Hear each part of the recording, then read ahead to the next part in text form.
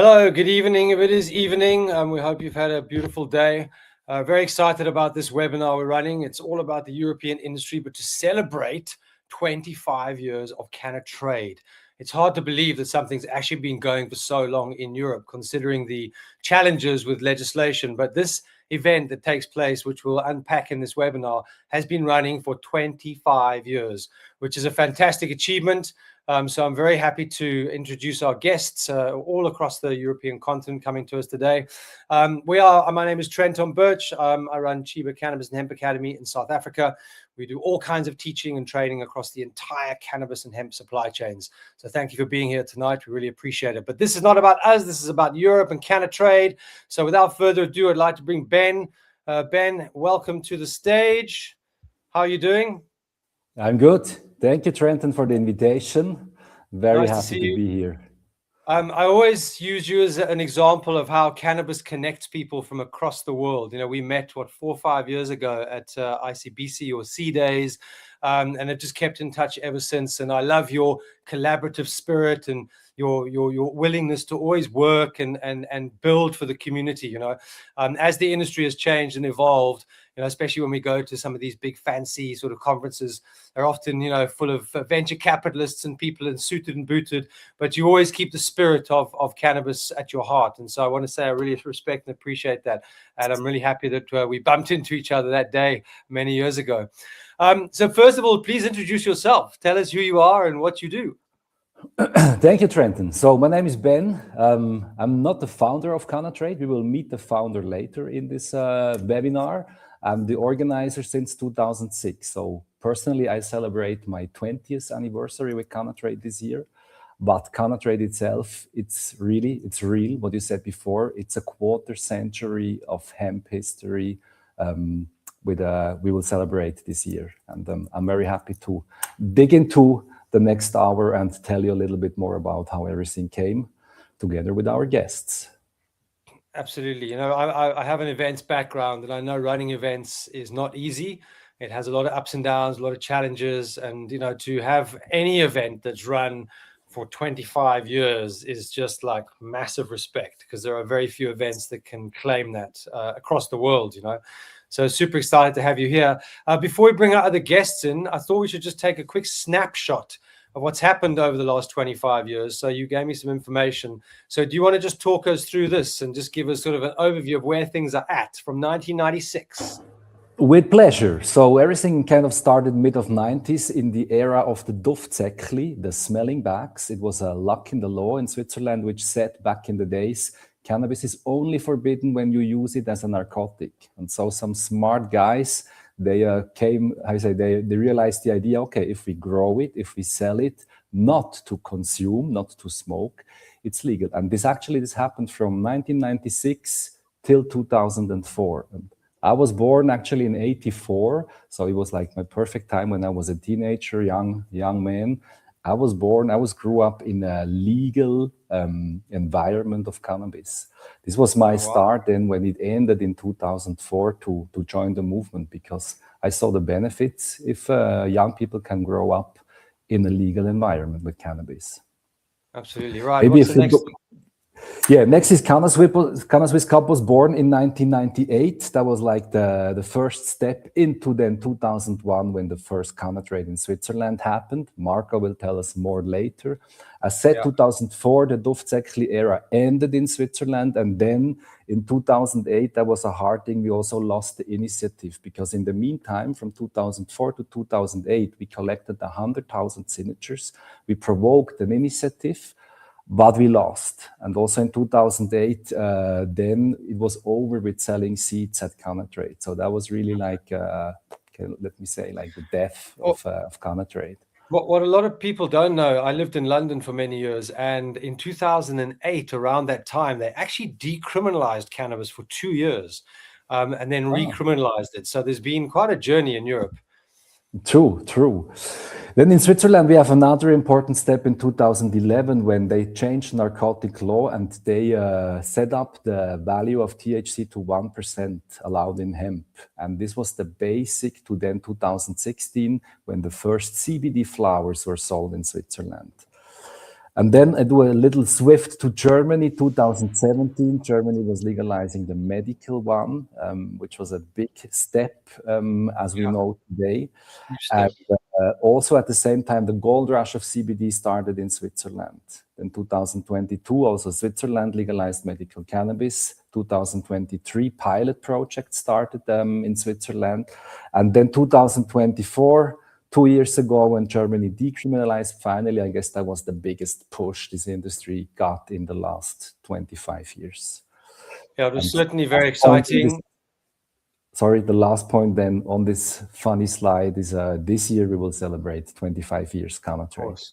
25 years, amazing. We were all very excited when Germany came online.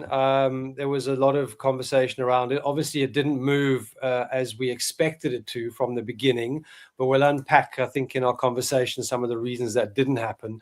But it definitely moved quite fast. I mean, in South Africa, which is where I'm from, we've been at this for 7 years trying to get legislation over the line and still have no line of sight.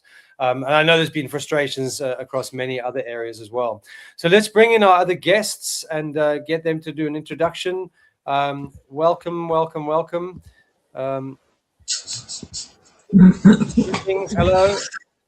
So let's start with you, Georg. Just please introduce yourself, say where you live, where you're from, and how you ended up here. Yeah, I'm from Germany. I have nothing to do with any kind of industry. I studied tax law in the 90s, was a tax officer and a local politician for the Green Party in the 90s. And 1996, I went to police saying, I own 4 grams of marijuana. Unfortunately, you must come to my home and come get it. And it's a protest action. So I have my 30 years of cannabis activism now, legalized activism this year. And since 2002, I'm running the German Cannabis Association, which is a legalized association, meanwhile, the biggest in Europe, which is no wonder because Germany has the most inhabitants in Europe. However, I'm doing this since 2002, so it's 24 years. A little bit less than CannaTrade, but not much less. So I was also the first person in Germany who could say my job is legalizing cannabis. Meanwhile, there are some more people who can say this. They are cannabis lobbyists, paid cannabis lobbyists. But I was the first one, and maybe I'm also the one. I'm also the one who's doing this the longest time. So I've seen all this moving forward and slowly moving forward. We came quite far, but not till the end of the road. Since 2018, no other country after Canada legalized completely as a national state.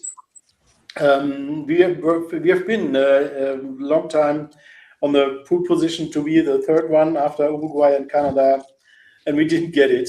So I'm still interested in seeing who will be the third one, and maybe it's Switzerland. We'll see. Yeah, it's not all as rosy as it seems from the outside, but progress is always good. I know you've got the Cannabis Club models there, and we'll unpack some of that in a bit. But thanks for being here, and thanks for fighting the fight for this plant. Marco, you founded this thing a long time ago. You're an OG, if I can call you that, in the industry.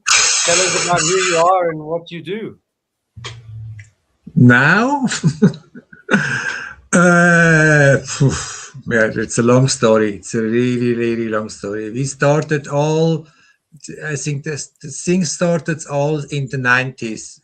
Like Ben told us that one smart guy, he checked that the law had a gap, and then was the business was there that many people started to grow. There was many cannabis shops in Switzerland. They opened, for example, in Basel.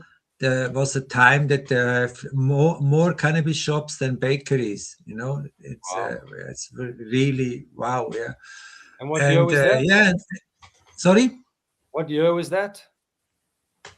I think in 2003 or 2004. Okay. Okay. It was a really really big. But let's go back.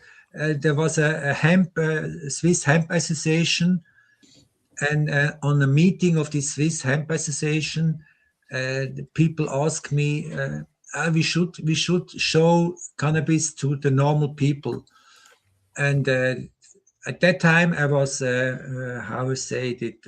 I was building stands on trade shows. This was my job, and I told him, "Okay, let's do a community stand with all together."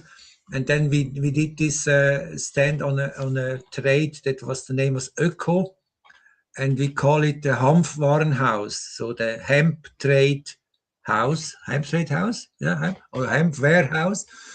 And this was the start from everything, and later we had the idea. We went to Amsterdam to this cannabis, the high time or high life cup. I don't remember, high time, I think.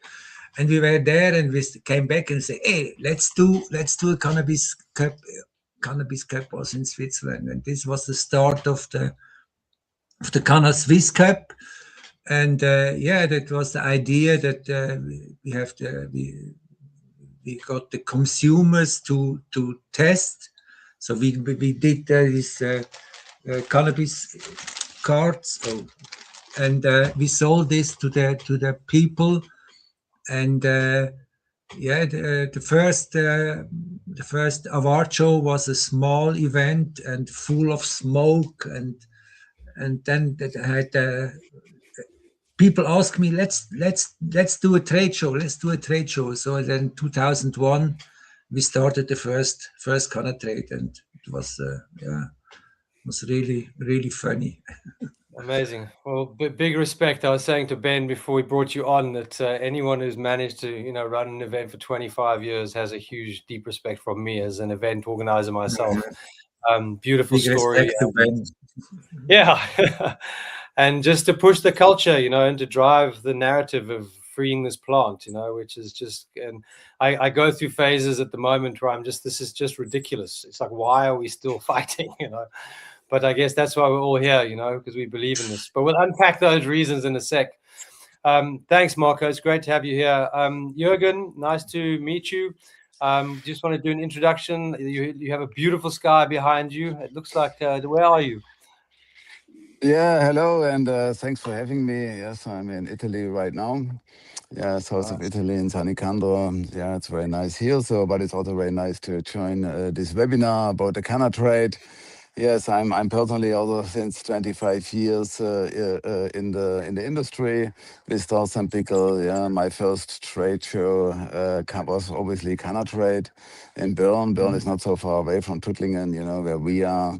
It's like a 3 hours drive, something like that. So it was quite close, and I really joined the first trade show with Marcus Storz. And I was not even partner. He had the Volcano, and I just helped him out in the show, because I already bought a Volcano. I was one of the first clients. So he said, hey, you know how it works. So, hey, join me. And we explained it to the people. And we explained it there, we had only 3 devices. We couldn't sell anyone. We could only demonstrate and convince people to order them afterwards. But yeah, it was really a very interesting show. And obviously it was really, this is why I remember so detailedly about this show 25 years ago. And then we drove back from the show to Tuttlingen. Then Marcus and I more or less started to discuss a partnership. Was a few months later then we really joined. So it was an important starting point, the CannaTrade at the time, for myself and for Storz and Bicker. Amazing. Thanks for being here. It's really great to hear all this legacy stuff, Let's talk about the Can I please say perception. some little thing? Because Of course Jürgen, you actually, my very first memory of CannaTrade, I was a visitor in 2002 or 3. I guess I was barely 18, but I came in somehow, and it was the Storz and Bicker stand, I remember. And afterwards, I was lying in the corner for 1 or 2 hours. This is my absolutely first CannaTrade memory. So he was a good influence. It was. Yeah, we convinced people. Yeah. You did. So me too. I have one of these shorts and pickle, these big balloons. Wow. Yeah. Nice. Let's Cool. talk about the perception, because I talk to people in Canada and they say that, old grannies in the supermarket will be talking about cannabis like it's broccoli. Obviously Canada's, very advanced. How far are you guys in Europe from those conversations? Does it still have those stigmas? I mean, I know it does, but how fast is it changing? Ben, you want to answer that? I can give one answer. So here in Switzerland, CBD changed a lot. I remember before the CBD boom started in 2017 and suddenly it was accessible and usable for so many people. Before that time, when I told to random people I'm organizing a cannabis trade show, it was always like a step back. So, what are you doing? And after 2000 or since 2017, it's always, CBD, whoa. So this changed a lot in the mindset of people. So I would say we're getting closer. Also, let me say, when my generation and the younger generation is growing and we will become the decision maker, it will change. But it still needs some time. Yeah, I often say that, if you want somebody who's a bit older to accept cannabis, just make sure they have somebody sick in their family that can try it and they completely change their minds. So I see that happening quite a lot in the older markets. My mother uses cannabis for sleep. Took me a long time to persuade her, but it works, So it is those changing perceptions. Georg, in Germany, I mean, how is the scene there? Obviously, this has been legislated now from government. The minute government gives something a green tick, often that helps change the perception. Has that really made a big difference there? Yeah, I think so. Yeah, I think, of course, people are discussing it a lot and people get more and more informed. And it is, from my point of view, a very good situation. Of course, it's not where the ideal situation is or the regulation, but it is a very good situation at the moment. And it gets normalized, but it needs time. I mean, if you look back to the last 25 years, it got really much better over this time. And I mean, the lesson is a little bit, it always got better, but it was very slowly, and it's very more slowly than you think. It is 5 years, 7 years. This is our steps where you make some progress. So it's but it's the right direction, and of course, younger generations are more flexible with it, and I think it is moving forward. But at the same time, if I always mention my local newspaper in Tuttlingen, South Germany, what they say about the regulation, of course, there you don't see too much really acceptance of it, and mostly it's slightly negative, not even neutral. So yeah, but acceptance will also rise, because what we also see, what everybody saw, and what we saw also in the two evaluations in the German market, is that there's no disaster has happened. We don't see anywhere, not in traffic, not in the young generation of youth, not in other criminal statistics. You really don't see much difficulties, and the access model in the moment through online pharmacies is something what is at least a good source what you can have besides of the other things. So overall, I think we are still on the right track to more legal options. So definitely a change in perception. Georg, just I know we talked about the cannabis clubs briefly before we came on. My understanding, from what I've been told, is there are about 1.3 million patients in Germany, but I've been told by a number of people that a large portion of those are not medical patients. They're actually recreational patients, and that has been sort of driven through telemedicine. Do you have any perception on that? I mean, there's always this thing about people want to use weed recreationally. Governments are so afraid, they always highlight the medical thing. Where do you think it's at the moment? Well, there are no numbers. You can't tell how many % of the medical market are weed patients and how many of those people are recreational consumers.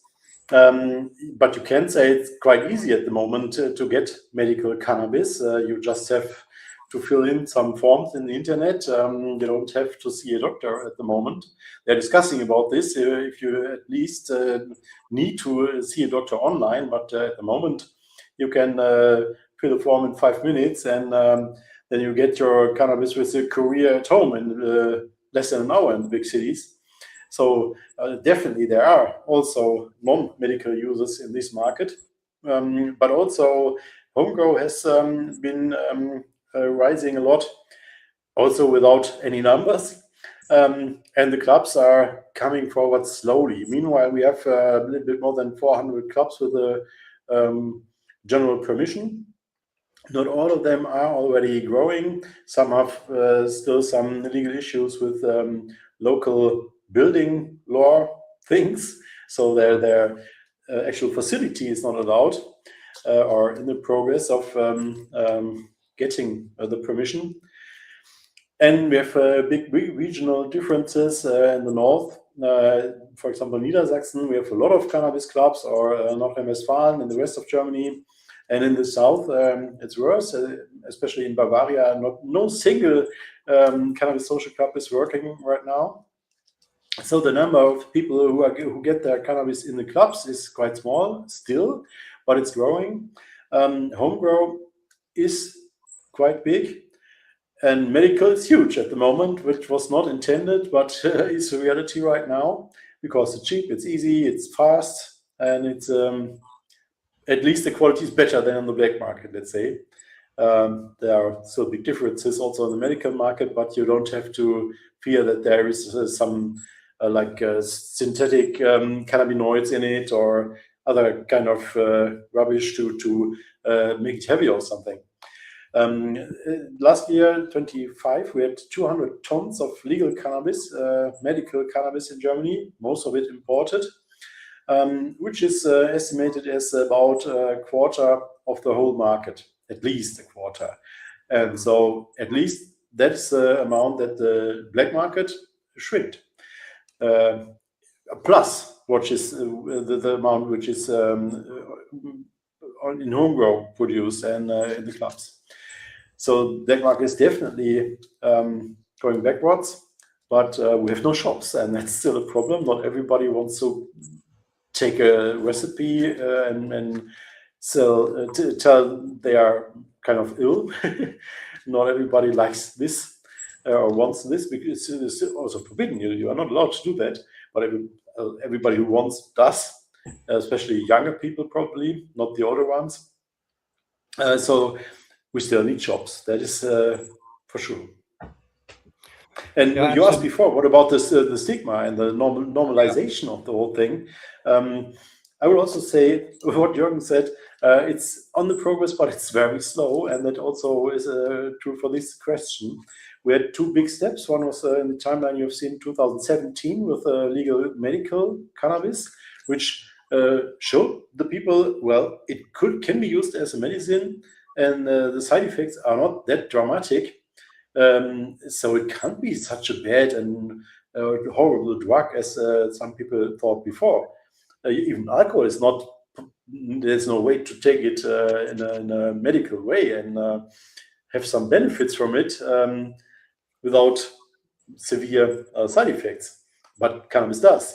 So that made a difference, and the growing number of patients also spread the message, and the media awareness about it, and the cases they they showed, like people with cancer and severe pain and so on, getting their release only from cannabis, and nothing else helped.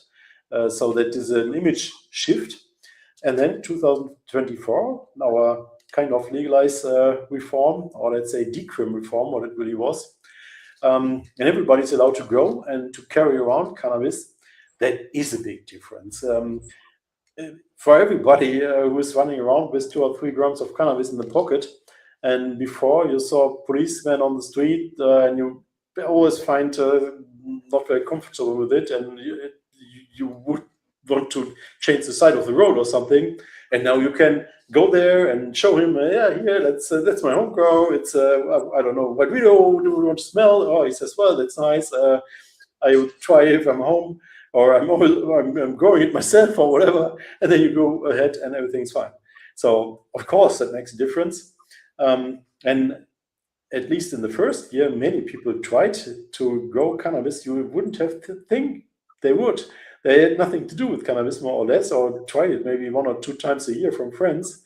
And now they have their plants there on the balcony or on their garden or whatever, just because they can. And that, of course, makes a big difference. But still, there's a lot of stigmatization going on. In certain jobs, you are still not allowed to smoke. And there is also kind of backlash of the old prohibition people who are just going forward as if there wouldn't be a new law. They try to find prohibition tools in the new law, which was meant to decriminalize people, because that's what they always did. And that takes a lot of time. Yeah, absolutely. I think two of you have actually mentioned that in the south of Germany, the Bavaria area, that there's just nothing happening there. And no offense, but that's obviously known by the rest of the world as beer land. And let's talk about it, Marco. Why is this taking so long? I'm a big proponent of bashing big pharma and big alcohol because they're always lobbying in the background. But why do you think it's taking so long? I mean, you've been at it 25 years now, and we still don't have a proper framework. What do you think is happening? That's a really good question. I think it's still in the mind of a lot of people that cannabis is dangerous, and the far right politics, they don't want this. It's Makes people I think don't too know. much. And also what I also think, it's, sorry to tell this, but I think also a lot of consumers did quite big errors. I mean, I don't know. In Germany, I think there is 5 million people that smoke cannabis, but there is 75 million people that don't smoke. So, and these 75 millions, no, these 5 millions, they think, oh, it should be legal, but the 75 million people, they are afraid of this, and I think the communication between these two parts is not really really good and really easy. The consumers, they think it should be legal, and the other people, they think, oh, we are afraid. So the communication is not good. I think it was always like this, But do you think that big alcohol and big pharma are lobbying to slow this down because it's a big threat to their business model? Do you think that's actually happening?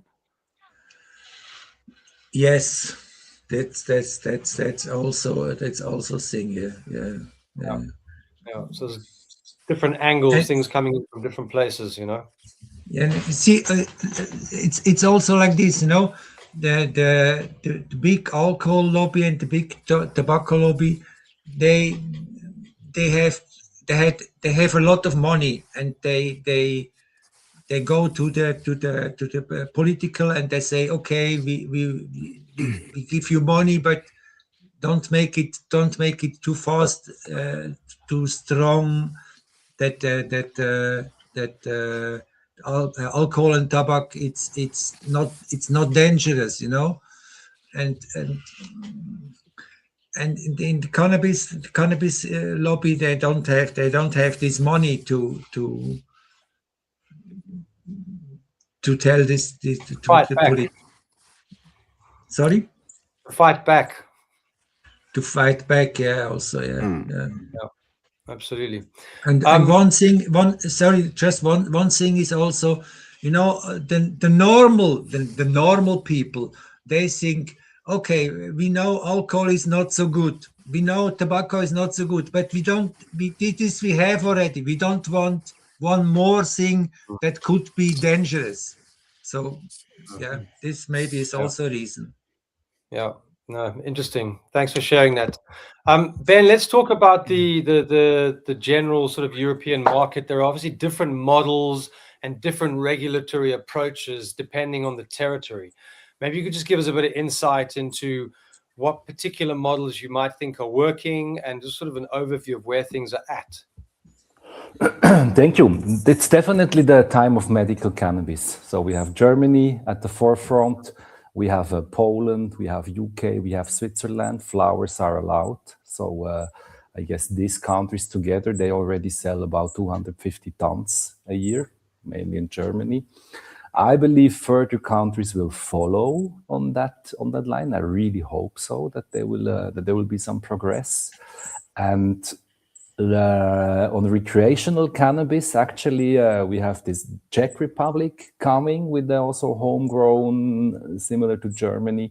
We have Switzerland with the pilot projects. Maybe you heard about that. So there are around about 10 pilot projects in 10 different cities or areas in Switzerland where people can get legal access as an attendee of a study, of a scientific study. Approximately 15,000 people take part of that. And I really hope that the results, and until now it's running since 2022, and until now the results are really, really positive. So there is no big mess out of that. Everything runs smooth. And I really hope that these results will help other countries to move on and also thinking and discussing about the real recreational legalization. But as said before, or already a few times, it's running slowly. Georg, Marco, I don't have to tell that to you. Also, I'm now for 20 years in this business and still working on that. And I also think we should keep in mind that there are, if we have a look at an agenda of a politician, they have many other topics which are maybe way more important at the moment than cannabis. Marco mentioned it's 5 million weed smokers in Germany to 80,000 non-weed smokers. It's not the biggest problem at all. So I believe we need patience actually. And yeah, business-wise, let's focus on medical cannabis. This is the way to go for the next few years. It's interesting. When I first started out on this journey full time, 8 years ago, I realized that the charts all showed that medical cannabis was going to be bigger than recreational cannabis, and over the last sort of 2-3 years, that's actually flipped around, and the recreational market is in some places a lot bigger in those sort of territories where it is allowed. What is the perception like? I mean, is there still, I know we've talked about the stigma, but is there still this perception that that recreational is a bad thing? Good question. So definitely the medical one is a better thing than the recreational in many people's mind, I would say. As soon as you use a medicine, you have an excuse. And also people, maybe also like enemies of cannabis, they must understand that it's a good thing. So it might be that the fear of normal people, like Marco mentioned them, is maybe bigger from recreational cannabis than from medical cannabis. And I mean, also when we look back to how it started in the United States or in Canada, it also, the starting point was medical cannabis. And then after a while, it changed. I believe this is a smart way at the end of the day. Yeah, well, I think governments just generally, because of its history and perception, are afraid of losing votes. It's as simple as that, And like you say, that the proportion of people consuming cannabis is so small compared to the general population. I mean, there's a different narrative in South Africa in the sense that we know that we need cannabis. Firstly, we have deep legacy with cannabis, but we also know that it can help job creation. And bolster our economy, which is not in the greatest shape. So we have, an additional reason for needing that. I wanted to ask Jürgen, just in terms of your perception on where the apart from Germany, the other markets to watch at the moment that you think are going to come online or start. Ben mentioned some of them earlier, but maybe you could just highlight some of those markets. Yeah, I mean, of course, Australia was very interesting the last years, and is still interesting as a medical market. Yeah, I think this is something what will be built out in the future. Globally, you have Canada and Germany and Australia, who are really strong markets. UK is coming up. France, they are talking about regulations, but we'll see what is really the outcome at the end of the day. Poland was mentioned here, is also good, and so of course they're all medical markets. We don't see really new recreational markets coming up. But I personally, I think medical or recreational, I more see it as a label. It's more a label than it is really. You cannot really tell a person who is using cannabis which use is really medical and which is recreational.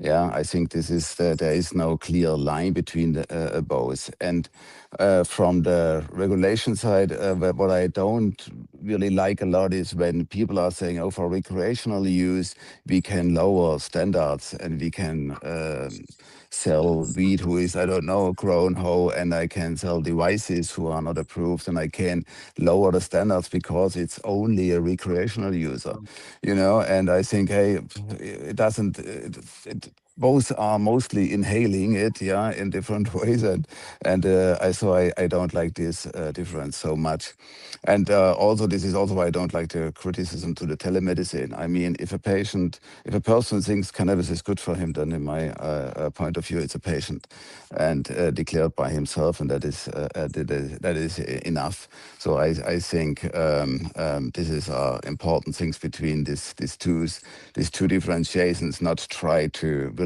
see it completely differently. And you see even in Canada, when the recreation is coming up, of course, a lot of medical patients are then using the normal market, the recreational market, and they are still using it as a medicine. So yeah, these differentiations. And another comment on timing. Of course, we also always say we are slow. I also say we are slow, but if you see the path walked, if you see maybe Thailand, from death penalty to thousands of shops, you see this progress. Also Germany, even all in the United States, from really extremely harsh sentences for small amount of cannabis to where we are today. I think it's really a lot of progress, and of course society also needs time to get used to it. And in Germany, if you say, okay, 2017, first step, 24, second step. So if we should have the next step with shops in 2031, if this would be for sure, I would sign off today and would be happy and wait a few years, and if it needs that time to be done. Yeah, it's a good time to be 21, huh? Marco, I saw you not so sure about what was being said there. Do you have another opinion you want to share with us? See, I think I know that the people, the patients that they need this, but for the normal, I always see you have also to see the view of the normal people. The view of the normal people is like, okay, let's go back to Berlin last year. So medical telemedicine. They had the stand there. The people go there and say and they make a receipt, and 1 hour later they got the cannabis. And if these normal people see this, I don't think it's dishonest. But I guess for the normal people, the normal people, they look the thing different. I understand if somebody say, if one people say, oh, it helps me, so for me it's medicine, but this is him. But the other people, the normal people, they think, oh, he say he's sick to get his cannabis, and if, for the normal people this is still a drug. So we have to take little bit care to the normal people, because they say normal, huh?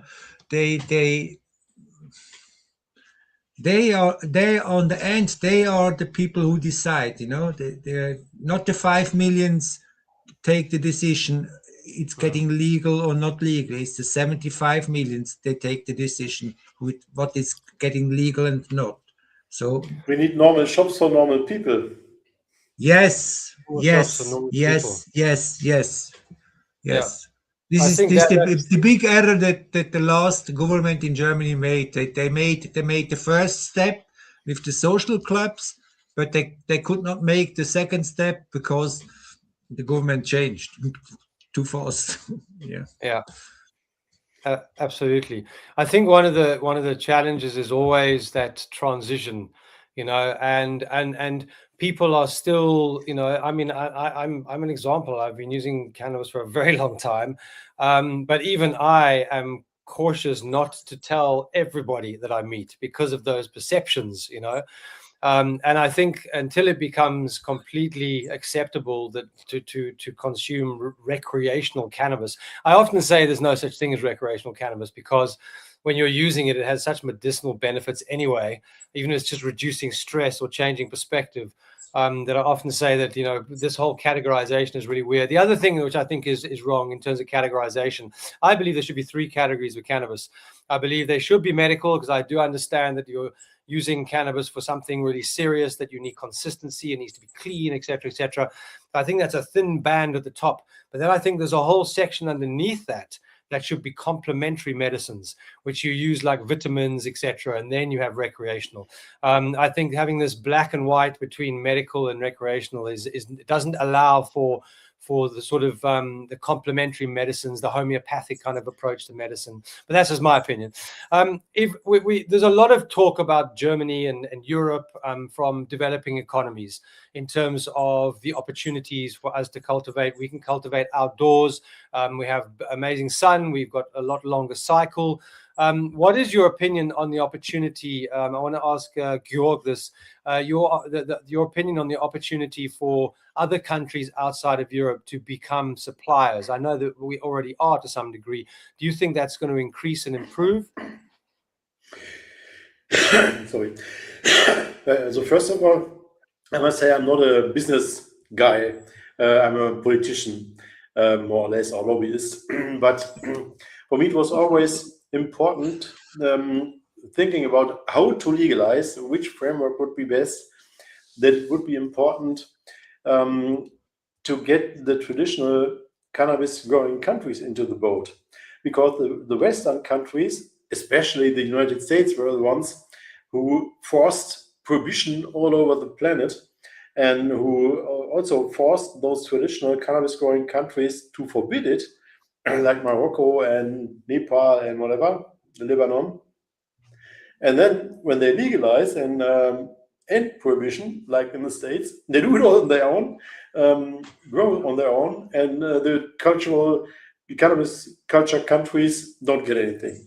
That makes no sense for me at all. That is one more part on this incorrect balance in the world to get this production into the industrialized countries. And the weather also makes no sense to do it here or in Canada or wherever, even if they have the pole position. Maybe Jürgen doesn't like that claim, but all the electricity and lamps and so on don't make sense for me a lot when there are also countries who have a lot of sun. And if it's a country that has no big tradition of growing, I don't know how big the tradition is in South Africa, probably less than in Morocco or Nepal. But still, you have more sun than Germany, so why not?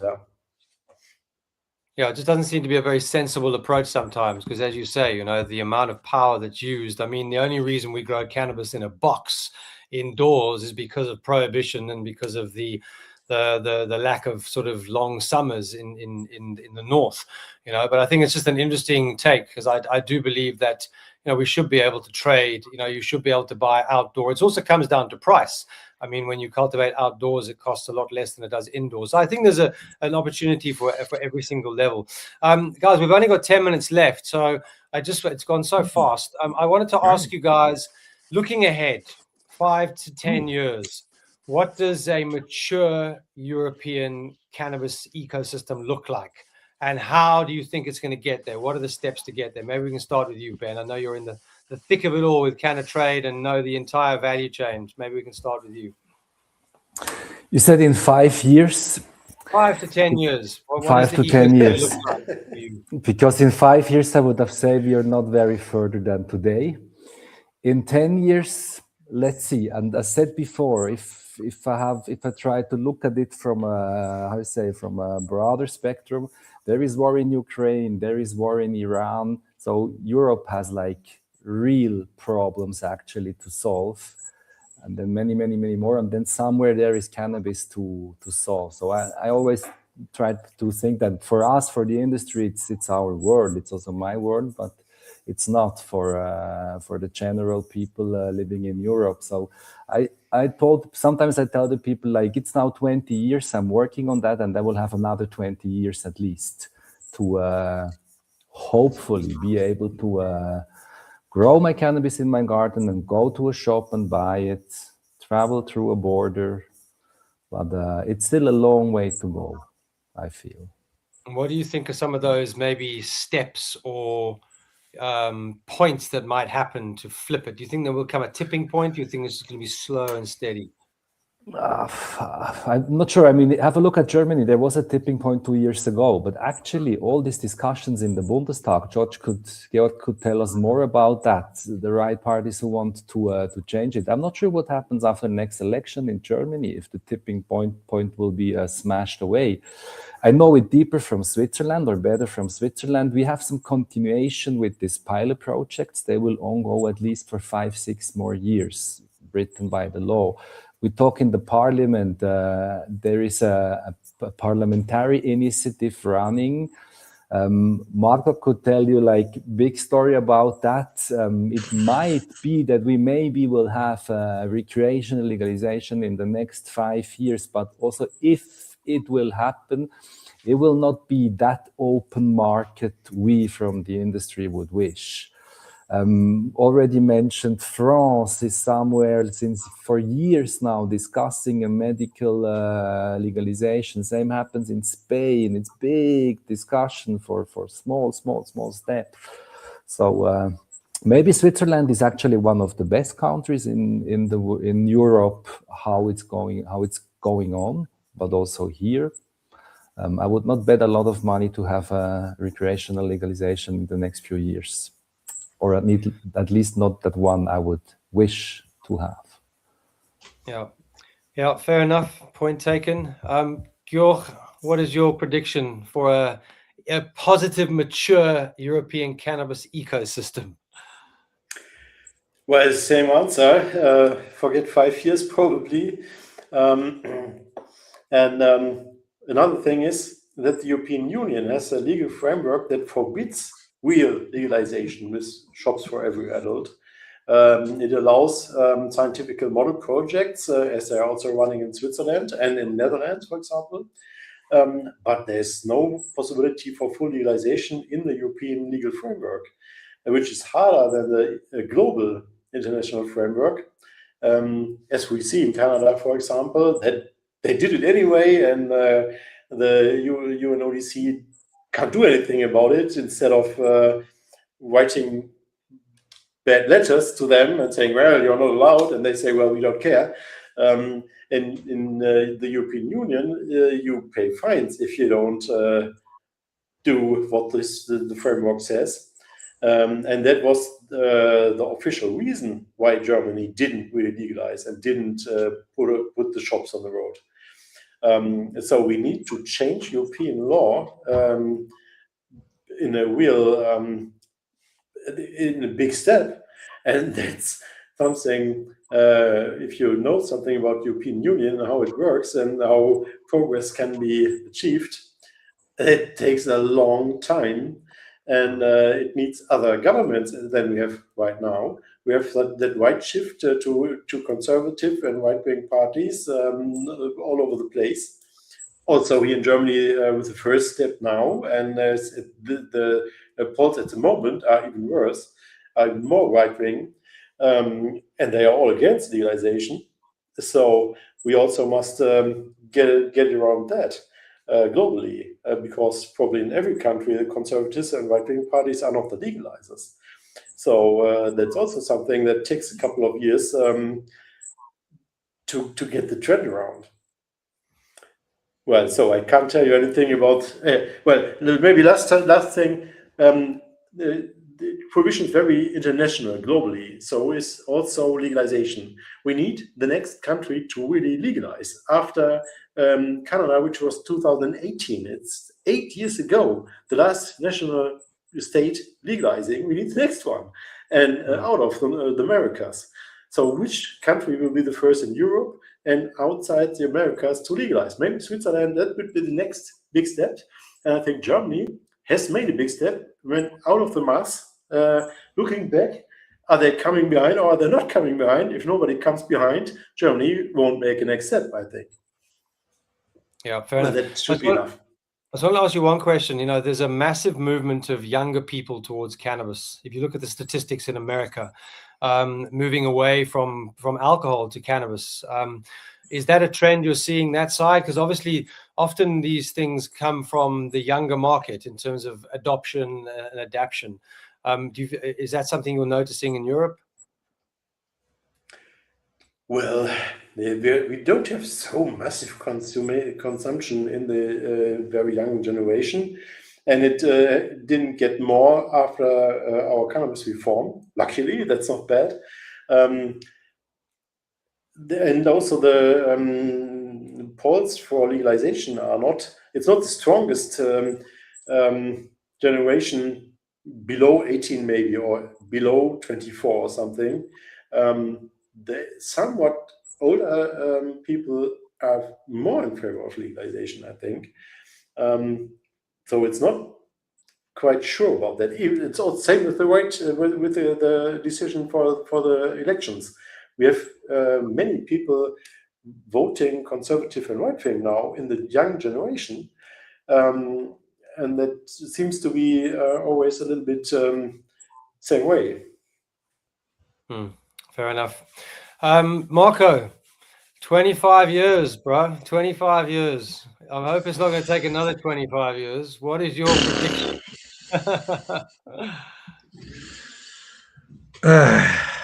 Yeah, I don't know. I agree with Ben. I am also agree with Georg. Not in 5 years. You see, in Switzerland they want to make this new law. Okay. I am in an association that works for this, and the lady, she is the president of this association.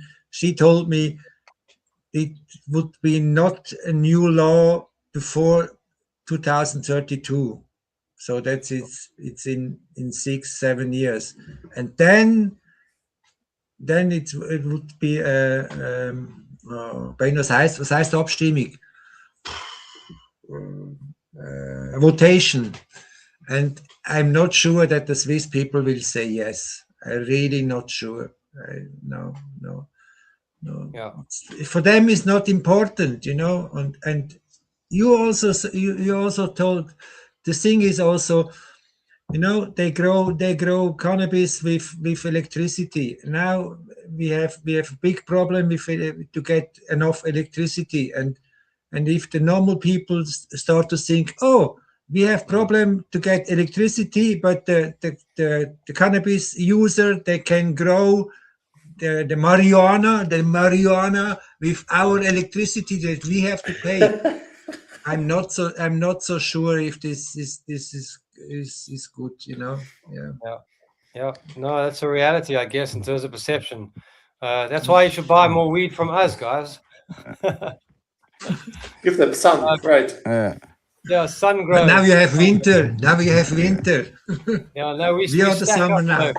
We stack up in the for the winter season, you know. Thanks for that, Marco. Jürgen, what's your thoughts? Are you a bit more optimistic, or are you in the same kind of vein? No, I'm extremely optimistic. You know, I think it was, you know... one have to be optimistic. Yeah, one have to be optimistic. Yeah. Germany has not changed the law and probably will not change the law. this will mean that the next years we will have a legal market with 250, 300 tons yearly in Germany. You know, this will create an industry around in Canada, in Portugal, everywhere. This will get normalized, and really the amounts are extreme, who are then really legally managed, exported, imported, sold. You know, and it's really known, and so I think this experience in the industry will professionalize the industry, and I think this is very, very, very positive. You know, and besides of that, you mentioned PTSD and all these wars, you know, Iran, or a very good market for stores and pickle is Israel. Yeah, I guess why? Because there are so many veterans there. You have all over the world, you have veterans. Veterans is really an extremely important group of medical patients for cannabinoids. I would say it's the biggest group worldwide, veterans, you know, with extreme difficulties. So we will also see a lot of this group needing good access to medical cannabis. And this is also something where acceptance for cannabis comes from. If you see people with PTSD and what it does for them, so this will also at least help them, and will help the acceptance. And then I also think what I think we will see together with all the AI development we see, we in a moment we are talking from cannabis for plant with 150 cannabinoids. Around that we are mainly talking about 2 THC and CBD and 3, 4, 5 others, but we have 150, and I believe in the next 5 to 10 years we will see an individualization of the cannabinoids. We will get more knowledge which cannabinoid does was. Also cannabinoids with maybe small amounts, but important things. We will more understand of the entourage effect and all these things. So I think, you know, there was never so much cannabis legally around the world, and this industry will grow. And if you see the right wing, maybe they are not so much in favor. Yeah? Italy, you can see a negative example of going back in legal thing, but at the same time, they are not also not really hard ideologically against it like it was before. So overall, hey, we have a great industry running. Of course, CannaTrade is a great example, you know, of a trade show. We will also have Mary Jane now in June, you know, extremely big show now, you know, where the world can see what this industry can do. And I think all this will help. There will more and more people work in the industry. You will see more interviews. You will see more coverage in the news on social. So, no, I am really, really positive. You know, I'm really positive to watch it. And in Germany, the situation for individual people is excellent at the moment, totally acceptable, and we are patiently waiting for shops and making the next steps. Thank you for that positive end, because I know that I go through my ups and downs where I'm like, you know, this industry must just get out of my life, and then I'm, you know, so I'm constantly pulled from pillar to post. You know, I love this industry. I think there's such amazing people. I meet people through this. Cannabis has had a huge, really positive impact on my life. So it's really great to end that with a positive thing. I know we've still got a long way to go. You know, we're in the same situation in South Africa where we're incredibly frustrated. You know, they reckon we have about 6,000 to 8,000 cannabis shops, clubs at the moment that are all completely illegal. So the point is that people want cannabis. You know, it's massive. And I think from a medical perspective, it's only going to get bigger and bigger. So, guys, thank you so much for sharing your insights. Jürgen, enjoy that. Is that one of the mini volcanoes that you're having there in the Italian sunshine? Aventi. Well done to Marco for starting CannaTrade, for Ben for flying the flag, and Georg for all of the lobbying that you've done and pushing this industry forward. And we really, really sincerely appreciate your time. Until next time, have a great summer in the north. See you at CannaTrade. See you at CannaTrade end of May. It's on my list. I'm going to get there. Don't worry. Cool. Thank you.